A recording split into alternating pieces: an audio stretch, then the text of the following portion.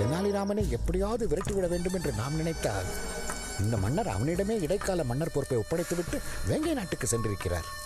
இதில் நாளை நமது துறைகளின் மேம்பாட்டை பற்றி விசாரிக்கப் போகிறானாம் அந்த தெனாலிராமன். ஆரம்பமாகட்டும் அவை. இன்று நாம் அலச வேண்டிய துறைகள் எவை எவை? சிறைத்துறையும் கல்வித்துறையும் தான் இடைக்கால அரசரே. என்னுடைய முதல் கோரிக்கை, பாடசாலைகளில் ஆசிரியர் பணியிடங்கள் காலியாக இருப்பதால் அதை உடனே நிரப்ப ஆவண செய்ய வேண்டும். அதற்காக ஆகும் செலவு 80,000 வராகன்கள். ஓஹோ. தாங்கள்? தெனாலிராமா, சிறப்பு அரசே, கைதிகள் அனைவரும் வாரம் 2 முறை அசைவத்தை ஒரு பிடிபிடிக்க ஆசைப்படுகிறார்கள்.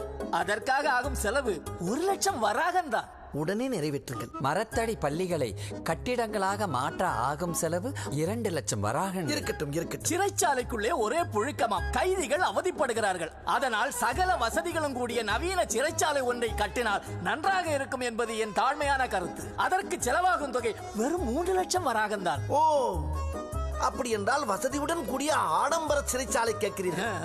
உடனே அடிக்கல் நாட்டு விழாவுக்கு ஏற்பாடு செய்யுங்களேன். பிள்ளைகள் பாடசாலைகளில் கல்வி கற்பது மட்டுமல்லாமல் மாதம் ஒரு முறை கல்வி சுற்றுலா. போதும், நீங்கள் சொல்லுங்கள். கைதிகளை மாதம் ஒரு முறை முன்னணி கூத்து கதாநாயகர்களின் கலை நிகழ்ச்சிகளை பார்க்க செய்து பாவப்பட்ட கைதிகளை பரவசமடைய செய்ய வேண்டும்.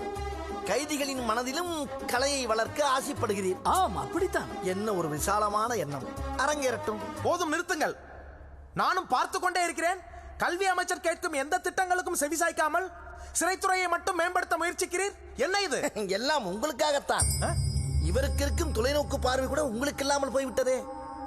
புரியவில்லையா? உங்கள் ஊழல் அனைத்தும் வெளிவந்த பிறகு நீங்கள் என்ன பாடசாலைக்கா செல்ல போகிறீர்கள்? சிறைச்சாலைக்குத்தானே செல்ல போகிறீர்கள். இவருக்கு ஏதோ பரிந்துரை செய்தீர்களே. கல்வி, கல்வித்துறை. இவர் கல்வியை கற்றுக் கொடுக்க சொன்னால் விற்றுக் கொண்டல்லவா இருக்கிறார், அதுவும் ஆரம்ப பாடசாலையில் இருந்தே. தாங்கள் என்ன துறை? மருத்துவத்துறை. மருத்துவம், சுற்றுப்புற சூழல், சுற்றுப்புற சூழல், மருத்துவம். நாட்டின் சுகாதாரத்தையே சீரழித்து மக்களை நோயாளிகளாக்கி சிகிச்சை என்ற பெயரில் இருவரும் கூட்டாக சேர்ந்து கொள்ளையடிக்கிறீர்கள். நோய் வந்த மக்களுக்குத்தான் வைத்தியம் பார்க்க வேண்டும். நோயை வரவழைத்து வைத்தியம் பார்க்க வேண்டிய அவசியமில்லை. புரிகிறதா? ஐயா, தாங்கள் என்னவோ என்ன விட்டத்தை பார்க்கிறீர்? நான் சொல்லட்டுமா? விவசாயத்துறை. பதவி பிரமாணம் செய்த போது எடுத்துக்கொண்ட துறை. நீண்ட நாட்கள் ஆனதால் சட்டென்று எண்ணத்தில் எட்டவில்லை. அப்படித்தானே?